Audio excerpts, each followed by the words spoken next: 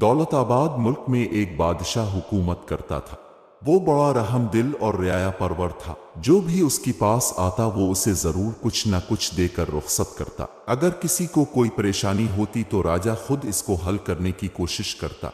गरीबों और मजबूरों का बहुत ख्याल रखता। यही वजह है कि दौलताबाद मुल्क के लोग अपने बादशाह से बहुत खुश थे और इससे बेइंतहा प्यार करते थे। वक्त गुजरने के साथ साथ बादशाह के सर में गुरूर समाने लगा और वो अपनी झूठी तारीफ सुनकर खुश होने लगा। जब ये खबर आम हुई तो एक दिन बादशाह के महल में एक लालची और खुशामदी फकीर आया। इस फकीर ने बादशाह के महल में जाकर बादशाह की झूठी तारीफें करते हुए सदा लगाना शुरू की कि हमारा बादशाह बड़ा सखी है, जो कोई ना दे पाए वो राजा दे। बादशाह को ये बात सुनकर बड़ी खुशी हुई। उसने फकीर को एक पपीता इनाम में देकर उसे रुखसत किया। फकीर ने पपीता लिया और मुंह लटकाए वापस हो गया। उसे इस इनाम से जरा भी खुशी नहीं हुई। पहले फकीर के जाते ही दूसरा फकीर महल में दाखिल हुआ और उसने हक बात की सदा लगाना शुरू की कि जो अल्लाह दे वो कोई ना दे पाए, ना ही हमारे बादशाह। फकीर की ये बात बादशाह को नागवार गुजरी, लेकिन चूंकि वो आम रियाया में सखी और रहम दिल मशहूर था, इसलिए महल में आए हुए फकीर को खाली हाथ वापस लौटाना इसने मुनासिब न जाना। सो उसने इस फकीर को 2 सोने के सिक्के दिए और महल से रुखसत कर दिया। दूसरा फकीर 2 सोने के सिक्के पाकर बहुत खुश हुआ। इत्तेफाक से दोनों फकीरों की बाजार में मुलाकात हो गई। पहला फकीर बहुत ज्यादा दुखी नजर आ रहा था। दूसरे फकीर ने इससे पूछा, दोस्त तुम इतने दुखी क्यों दिखाई दे रहे हो? पहले फकीर ने जवाब दिया, मैं बादशाह के महल में गया था और उसकी तारीफ भी की और इसने इनाम में मुझे सिर्फ एक पपीता दिया है जो मेरे किसी काम का नहीं। दूसरे फकीर ने कहा, मैं भी बादशाह के महल में गया था और मैंने एक सही और सच्ची बात कही थी।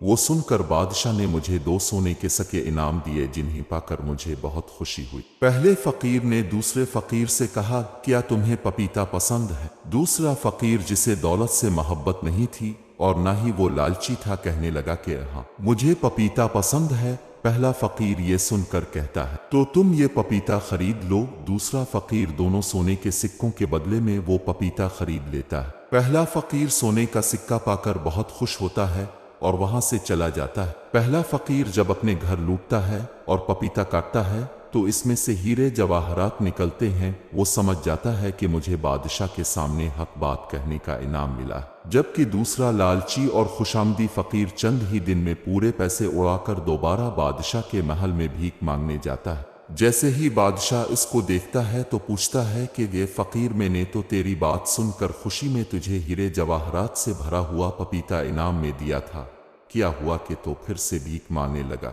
पहले फकीर ने दूसरे फकीर से मिलने और 2 सिक्कों के बदले में पपीता बेचने की बात बताई।